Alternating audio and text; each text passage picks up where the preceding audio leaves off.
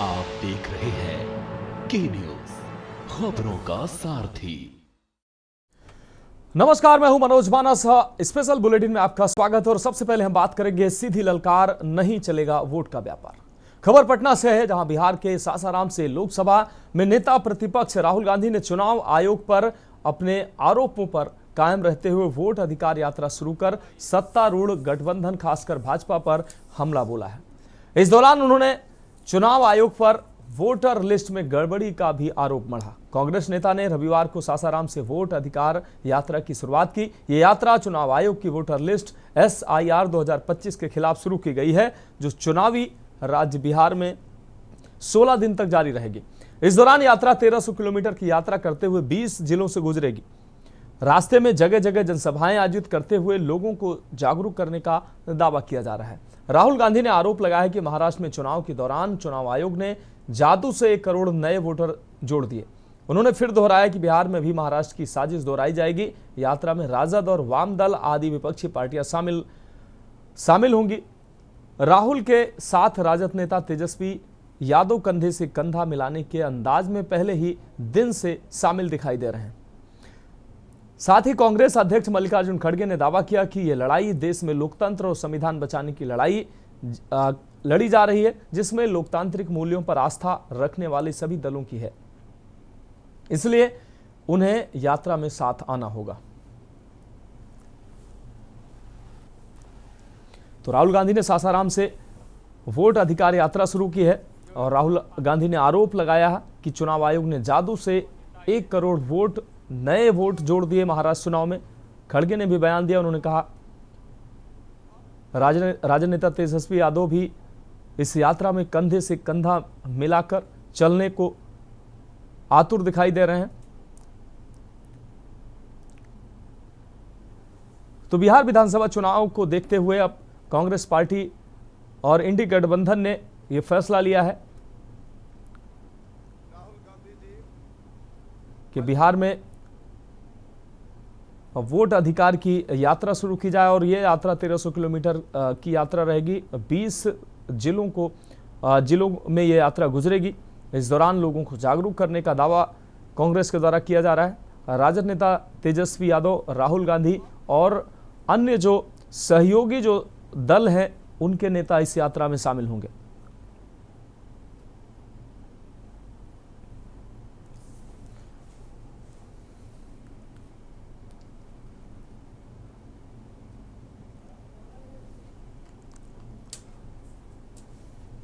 राहुल गांधी जी मल्लिका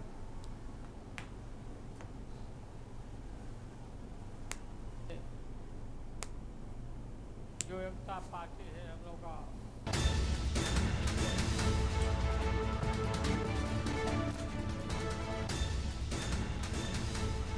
तो राहुल गांधी ने सासाराम से शुरू की वोट अधिकार यात्रा। राहुल गांधी के साथ तेजस्वी यादव, मल्लिकार्जुन खड़गे और अन्य सहयोगी जो दल हैं, उनके नेता भी इस यात्रा में शामिल रहेंगे। पहले दिन से ही इस यात्रा में कांग्रेस कार्यकर्ताओं के साथ अन्य जो सहयोगी दल हैं, उनके नेता शामिल हुए और उनका जोश जो है वो देखने को मिला।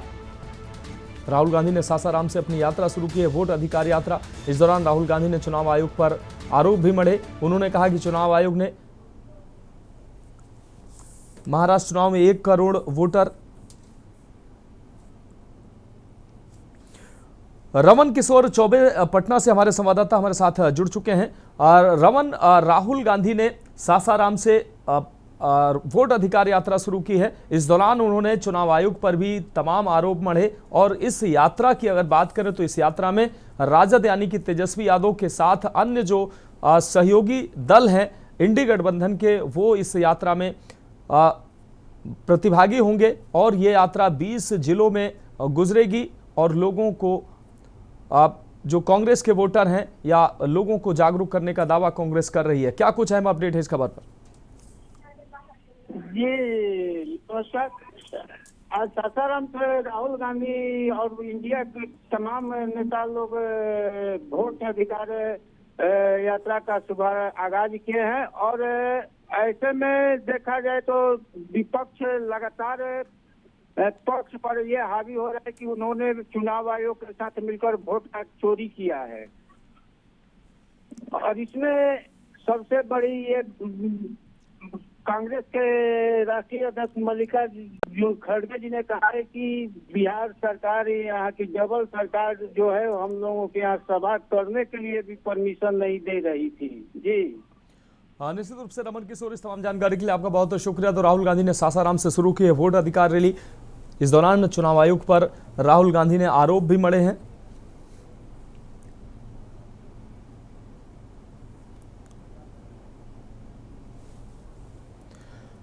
अब बढ़ेंगे अगली खबर की ओर और बात करेंगे ओहदा भारी बड़ी जिम्मेदारी। खबर लखनऊ से है, जहां संजय गांधी पोस्ट ग्रेजुएट आयुर्विज्ञान संस्थान के निदेशक डॉक्टर आर.के. धीमन को केंद्र सरकार ने बड़ी जिम्मेदारी सौंपी है। उन्हें अब एम्स पटना के चेयरमैन पद की अतिरिक्त जिम्मेदारी भी सौंपी गई है। डॉक्टर धीमान को यह कार्यभार उन्हें परिवार कल्याण मंत्रालय भारत सरकार द्वारा सौंपा गया है। साथ ही वह एम्स पटना की इंस्टीट्यूट बॉडी के सदस्य भी बनाए गए हैं।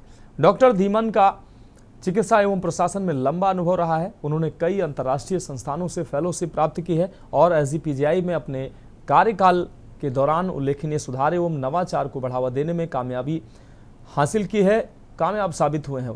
माना जा रहा है कि उनकी इसी योग्यता को देखते हुए उन्हें 2 राज्यों के प्रमुख चिकित्सा संस्थानों की एक साथ जिम्मेदारी सौंपी गई है।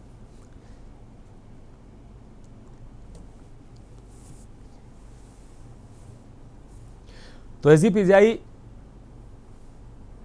के प्रमुख हैं और कुशल प्रशासक के तौर पर धीमान को जाना जाता है। डॉक्टर धीमान को अब पटना एसजीपीजीआई के निदेशक, पटना एम्स की भी जिम्मेदारी उनको मिली है। फिलहाल अखिल भारतीय आयुर्विज्ञान संस्थान पटना की अतिरिक्त जिम्मेदारी उनको मिली है और डॉक्टर धीमान इस समय एसजीपीजीआई में डायरेक्टर के पद पर हैं। कुशल प्रशासक उनको माना जाता है इस क्षेत्र में। तो एम्स पटना के अध्यक्ष की उनको अतिरिक्त जो जिम्मेदारी वो केंद्र सरकार की तरफ से दी गई है।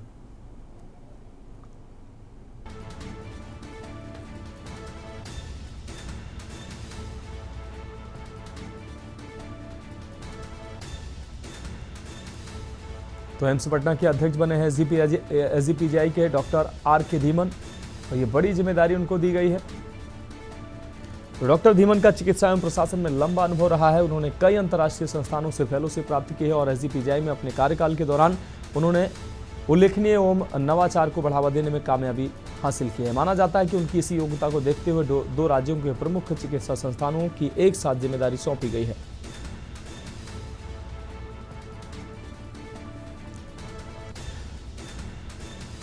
तो लखनऊ के एसजीपीजीआई के साथ ही अब पटना एम्स की भी जिम्मेदारी संभालेंगे डॉक्टर आर.के. धीमान।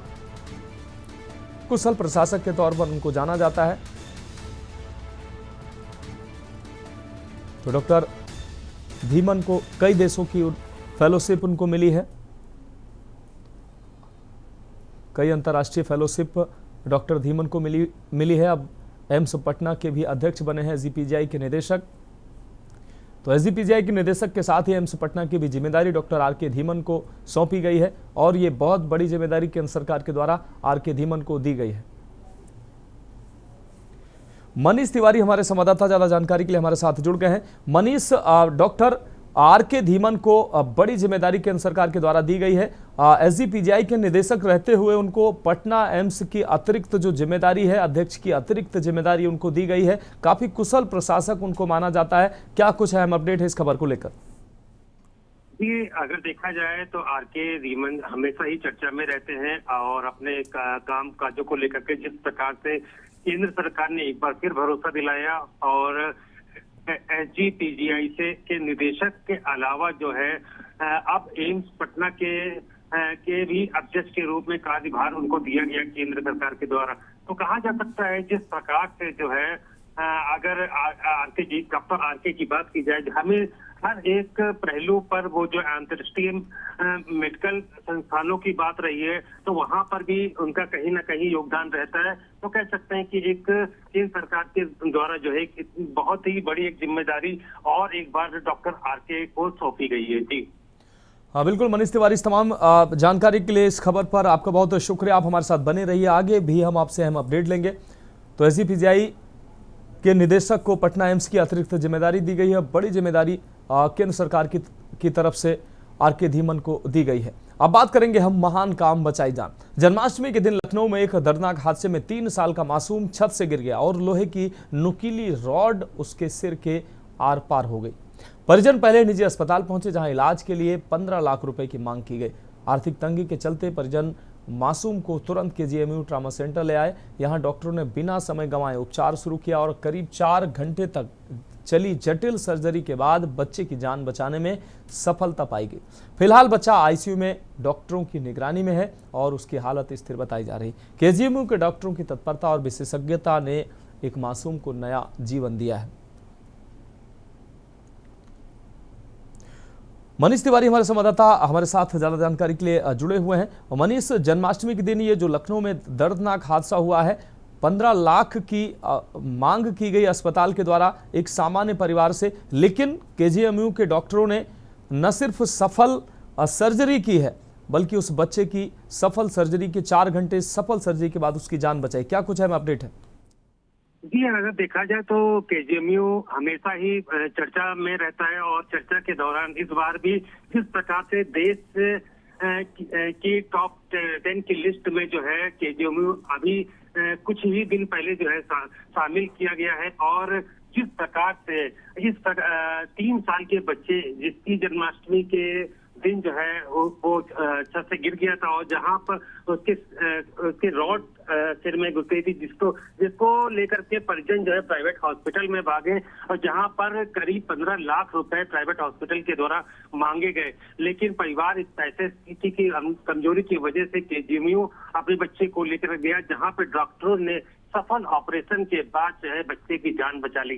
तो कहा जाए जिस प्रकार से ये एक सफल ऑपरेशन रहा और एक 3 साल के बच्चे की जो है डॉक्टरों के द्वारा केजीएमयू के डॉक्टरों के द्वारा जान बचाई गई, इसके लिए कि सराहनीय काम को देखा गया। और केजीएमयू हमेशा ही इस प्रकार के वहाँ के डॉक्टरों के द्वारा इस प्रकार के ऑपरेशन या अच्छे इलाज के द्वारा जो है इस प्रकार की पहले भी उनके द्वारा उनके काम को देखा गया है। जी हाँ, निश्चित रूप से मनीष तिवारी, इस तमाम जानकारी के लिए आपका बहुत शुक्रिया। तो ऐसे ही डॉक्टरों को धरती का भगवान कहा जाता है। 4 घंटे के जटिल ऑपरेशन के बाद डॉक्टरों ने उस मासूम की जिंदगी बचा ली। निजी अस्पताल में 15 लाख रुपए की इसी ऑपरेशन के लिए मांग की गई थी, लेकिन गरीब परिवार जो इतनी बड़ी रकम दे नहीं सकता था, लेकिन केजीएमयू के डॉक्टरों ने नई जिंदगी दी उस बच्चे को और उस परिवार को भी जीने का सहारा दिया। अब बात करेंगे हम छात्रों की भूख हड़ताल, एएमयू में बवाल। अलीगढ़ मुस्लिम विश्वविद्यालय यानी कि एएमयू के छात्रों की भूख हड़ताल लगातार गंभीर होती जा रही है। आपको बता दें, बाबे सैयद गेट पर बैठे छात्रों की हालत बिगड़ने पर सीएमओ के निर्देश पर डॉक्टरों की टीम ने बुधवार मध्यरात्रि निरीक्षण किया। डॉक्टरों ने छात्रों को तत्काल दीनदयाल अस्पताल में भर्ती कराने की सिफारिश की, लेकिन छात्रों ने अस्पताल जाने से इनकार कर दिया।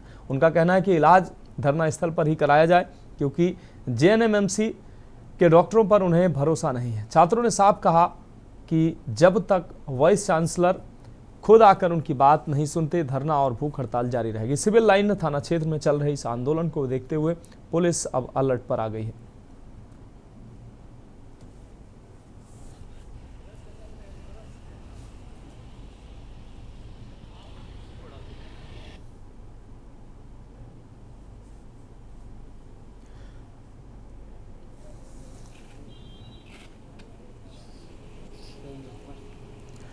और आगे हम बात करेंगे खाद की किल्लत, भारी जुबानी जंग जारी। एक ब्रेक के बाद आप देख रहे हैं के न्यूज, खबरों का सारथी। ब्रेक के बाद हमारे स्पेशल बुलेटिन में एक बार फिर से आपका स्वागत है। हम बात कर रहे हैं खाद की किल्लत, भारी जुबानी जंग जारी। खबर बाराबंकी से है, जहां यूपी में किसानों की बदहाल स्थिति और यूरिया खाद की भारी किल्लत को लेकर कांग्रेस सांसद तनुज पूनिया ने रविवार को प्रेस वार्ता की। उन्होंने प्रदेश सरकार पर जमकर निशाना साधते हुए कहा कि आज अन्नदाता किसान पूरी तरह से त्रस्त है और सरकार पूरी तरह से नाकाम साबित हो रही है। पूनिया ने कहा कि खरीफ की फसल की बुआई का समय निकल रहा है, लेकिन किसानों को समय पर खाद नहीं मिल पा रही है। यूरिया की कमी के चलते किसान दिन रात सरकारी समितियों और एग्री जंक्शन केंद्रों के बाहर लाइन में खड़े हैं। फिर भी उन्हें खाद नहीं मिल पा रही। स्थिति इतनी गंभीर है कि किसान आत्मदाह जैसे कदम उठाने को मजबूर हैं। कांग्रेस सांसद ने खाद की कालाबाजारी को लेकर शासन प्रशासन की निष्क्रियता पर सवाल उठाए। उन्होंने आरोप लगाया है कि खाद की जमकर कालाबाजारी हो रही है और समितियों की मिलीभगत से ये नेपाल बॉर्डर तक पहुंचाई जा रही है। उन्होंने कहा कि जो थोड़ी बहुत खाद उपलब्ध है वो बिचौलियों और दलालों के जरिए महंगे दामों पर बेची जा रही है। तनुज पुनिया ने दुख जताया कि खाद के लिए लाइन में लगे किसानों को अब पुलिस की लाठियों का भी सामना करना पड़ रहा है। उन्होंने कहा कि यह स्थिति एक लोकतांत्रिक राज्य में शर्मनाक है, जहां अन्नदाता को अपने हक के लिए मार झेलनी पड़ रही है। भले ही सरकार खाद की पर्याप्त उपलब्धता का दावा कर रही हो, लेकिन जमीनी सच्चाई इसके बिल्कुल उलट है। पुनिया ने चेतावनी दी कि अगर जल्द ही किसानों की समस्याओं का समाधान नहीं हुआ तो कांग्रेस प्रदेश भर में धरना प्रदर्शन करेगी। इसके लिए पूरी जिम्मेदारी शासन और प्रशासन की होगी। कांग्रेस सांसद तनुज पुनिया की ये प्रेस वार्ता प्रदेश में किसानों की बदहाल स्थिति, प्रशासनिक लापरवाही और खाद की किल्लत को उजागर करती है। उन्होंने स्पष्ट किया है कि कांग्रेस किसानों के साथ है और उनकी समस्याओं को लेकर किसी भी प्रकार की समझौता कांग्रेस नहीं करेगी। वो सीमित हो गए। इसका मतलब एक एक केंद्र पे हजारों लाखों जो है किसान वहां जाकर के खाद मांगेंगे।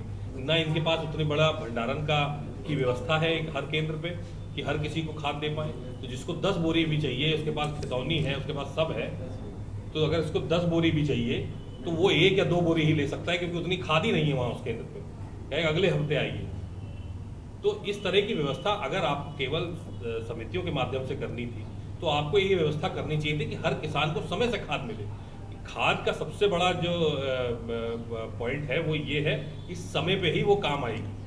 अगर आगे पीछे होगा तो नुकसान होगा किसान का। लेकिन जनपद बाराबंकी में ये देखा गया कि यूरिया खाद की त्राही मची हुई। एक तरफ लंबी लंबी लाइनें लग रही थी, दूसरी तरफ किसान जिसको खाद चाहिए थी वो लगातार कालाबाजारी की भी शिकायतें कर रहा है।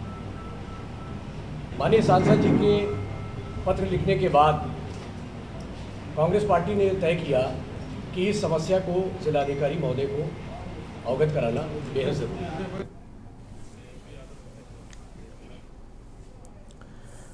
राहुल त्रिपाठी हमारे संवाददाता ज्यादा जानकारी के लिए हमारे साथ जुड़ गए हैं। राहुल, बाराबंकी में आज तनुज पुनिया ने सरकार पर जमकर निशाना साधा। खाद की किल्लत को लेकर वो हमलावर नजर आए। उन्होंने कहा कि किसान परेशान है, किसान अन्नदाता को खाद उपलब्ध नहीं हो पा रही। क्या कुछ अहम अपडेट है इस खबर को लेकर? देखिए मनोज, खाद की किल्लत को लेकर सांसद तनुज पुनिया ने आज जो प्रेस वार्ता की थी उसमें जो उनका मेन फोकस दिखा वो ज्यादातर इसी पर था कि सरकार पर तो वो निशाना साधते नजर आए। साथ ही साथ उनका जो आरोप है कि जो खाद की आपूर्ति की जो व्यवस्था है, उनका कहने का मतलब सिर्फ ये था कि प्रशासन के स्तर से उसको सही तरीके से नहीं कराया जा रहा है। कहीं ना कहीं वो ये भी कहते नजर आए कि खाद की कमी नहीं है, खाद आ चुकी है, खाद गोदामों में भरी पड़ी है, लेकिन कालाबाजारी बहुत बड़े बड़े स्तर पर हो रही है। साथ ही साथ उन्होंने ये भी आरोप लगाया कि सत्ता दल के कई ऐसे लोग हैं जो जनपद स्तर के नेता हैं, उनका भी ऐसे कालाबाजारी में सहयोग है, तभी इस तरह से खाद का कालाबाजारी हो रही है और किसानों को नहीं मिल पा रही है। और साथ ही साथ उन्होंने यह भी आरोप लगाया कि जिन किसानों को 10 बोरी खाद की आवश्यकता होती है या 5 बोरी आवश्यकता होती है, उनसे खितौनी और आधार ले लिया जाता है और उनको 2 बोरी देकर के भेज दिया जाता है कि आप अगले हफ्ते आइए, और उन बोरियों को उन्हें ना देकर के अलग पहुंचा दिया जाता है। जबकि किसानों को अगर सही समय पर खाद उपलब्ध नहीं होगी तो उसका कोई अर्थ नहीं रह जाएगा, क्योंकि फसल का ये समय है, खाद इस समय सबसे ज्यादा आवश्यक है। और केंद्रों पर देखा जाए तो तनुज पुनिया ने यह भी बात कही कि जो खाद वितरण केंद्र हैं वहां पर एक एक व्यक्ति को 2-2, 3-3 केंद्र से अधिक की जिम्मेदारी दी गई है, जिसके आधार पर देखा जाए तो सही तरीके से खाद वितरण नहीं हो पा रहा है और किसानों को परेशानी हो रही है। साथ ही साथ तनुज पुनिया का यह भी आरोप था कि प्रदेश सरकार जिस हिसाब से कार्यशैली है उसकी, ना तो किसानों को खाद सही मिल पा रही है और न प्रदेश के लोगों को बिजली सही मिल पा रही है, जो कि व्यवस्था पूरी तरह से ध्वस्त है। इन्होंने बताया कि विगत 8 तारीख को जबकि बरसात बहुत हो रही थी, फिर भी कांग्रेस जनों के साथ जाकर के जिलाधिकारी से वार्ता किया था, ज्ञापन वगैरह के माध्यम से, पत्र के माध्यम से उनको अवगत कराया गया था। लेकिन जो अभी तक की कार्यशैली है, जो अभी तक की कार्रवाई है, जिस हिसाब से लोगों को, किसानों को खाद मिलने में दिक्कत आ रही है, यह असंतोषजनक है। और यदि यही हाल रहा तो आने वाले समय में आवश्यकता पड़ने पर कांग्रेस पार्टी विरोध प्रदर्शन और धरना भी करने के लिए बाध्य होगी। मनोज। हाँ बिल्कुल, राहुल त्रिपाठी इस तमाम जानकारी के लिए आपका बहुत शुक्रिया। तो यूपी में खाद की किल्लत की बात सांसद तनुज पुनिया ने की। उन्होंने कहा मिलीभगत से खाद की कालाबाजारी की जा रही है।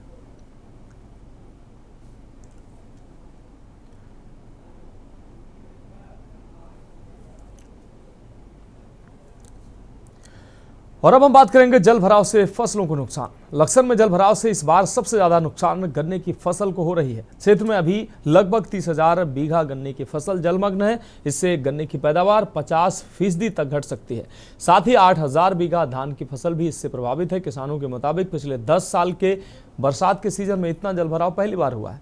लक्सर तहसील क्षेत्र के लोगों का बरसात का सीजन हर साल भारी गुजरता है। खासकर गंगा व सोलानी नदी के आसपास के क्षेत्रों में फसलों को जल भराव से बहुत नुकसान पहुंचता है, लेकिन इस बार नुकसान पहले से ज्यादा होने की उम्मीद है। किसान रवीश कुमार तेजपाल महेश चंद्र ने बताया कि गंगा और सोलानी के पानी से जल भराव हर साल होता है, लेकिन इस बार फसलों में जितना पानी भरा हुआ है उतना पिछले 10 साल की बरसात में कभी नहीं आया। साथ ही बताया कि फिलहाल लक्सर के 30 से अधिक गाँव की लगभग 30,000 बीघे गन्ने की फसल बरसाती पानी में डूब चुकी है। देखिए, अपने राजस्व टीम के सारे राजस्व निरीक्षकों को फील्ड में उतारा हुआ है और जहां पर भी फसलों का नुकसान हुआ है उसका सर्वे कराया जा रहा है और उसके बाद फिर मानकों के अनुसार उनको राशि दी जाएगी।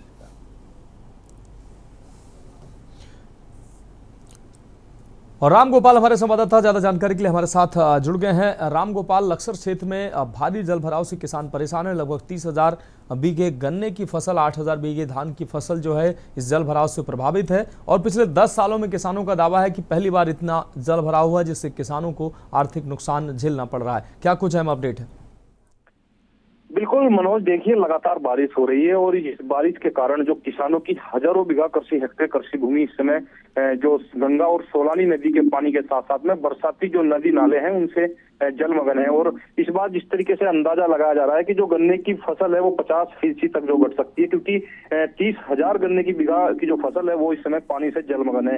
हालांकि प्रशासन जो है आकलन की बात कर रहा है कि तहसील प्रशासन के तमाम जो अधिकारी हैं, कर्मचारी हैं, वो लेखपाल हो या फिर जो कानूनगो हो, वो तमाम ऐसे कर्मचारी जो लगाए गए हैं, क्योंकि सर्वे की जो तैयारी है प्रशासन ने वो भी शुरू कर दी है। लेकिन इस बार सर्वे में बाधा जरूर आ रही है, क्योंकि लगातार बारिश हो रही है और इसी बारिश के चलते फसलों में पानी की जो कहीं ना कहीं देखी जा रही है, जो पानी की व्यवस्था है उसको लेकर भी कहीं ना कहीं जो एक कह सकते हैं कि जो आकलन है उसमें जो है बाधा पड़ रही है। लेकिन 30 से अधिक ऐसे गांव हैं लक्सर और खानपुर विधानसभा के जो यानी कि जिससे इन जो किसान हैं इनके जो फसलें हैं वो प्रभावित होती दिखाई दे रही है, क्योंकि हरिद्वार जिला गन्ने की बेल्ट माना जाता है और इसी में इस बार यदि पिछली बार जिस तरीके से बाढ़ आई थी और जो गन्ने की जो फसलें थी वो काफी नष्ट हुई थी, इससे भी जो है इस बार भी प्रभावित इसी तरीके से जो है देखने को मिलेगा। जी बिल्कुल राम गोपाल, इस तमाम जानकारी के लिए आपका बहुत बहुत शुक्रिया। तो नुकसान के आकलन की प्रशासन की तैयारी,